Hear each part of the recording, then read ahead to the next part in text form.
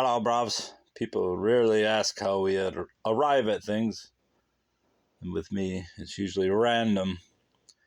This book, The Golem Remembered, which I'm currently reading on this channel, emanates from the fact that I found this book, Jewish Magic and Superstition, 2 copies at the same sale.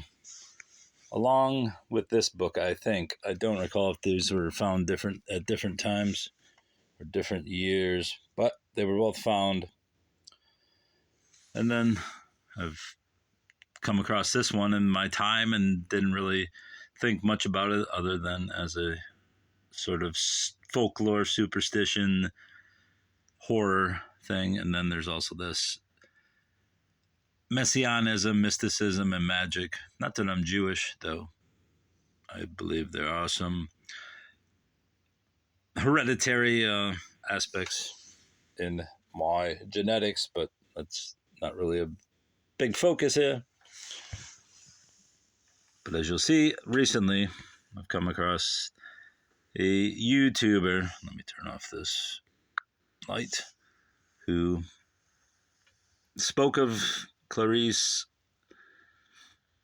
now I'm forgetting her name, Clarice Lispector. There we go.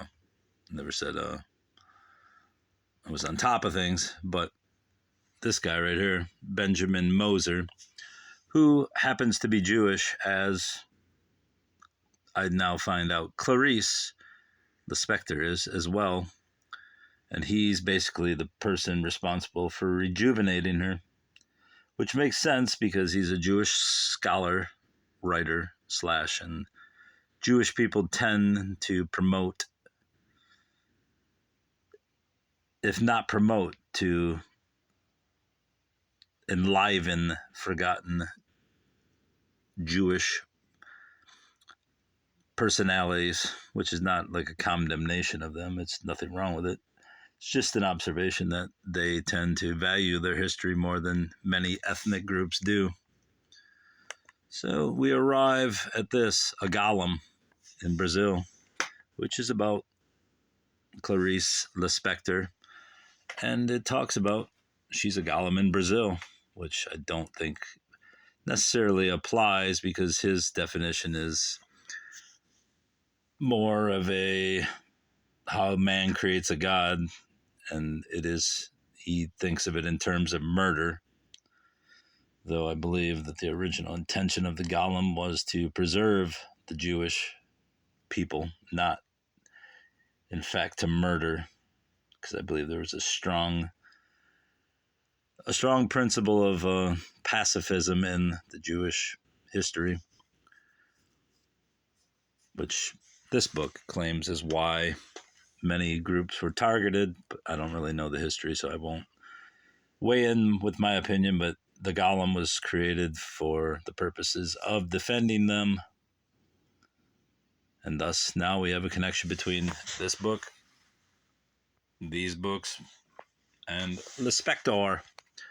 And the really interesting to me here is that I look through some eBay listings for Lispector's books, and the one that keeps coming up, well, the only one basically that keeps coming up is The Apple in the Dark. Not the only one coming up, but the only one coming up in vintage form is a 1967 copy under Alfred Knopf Company, which is going for outrageous amounts.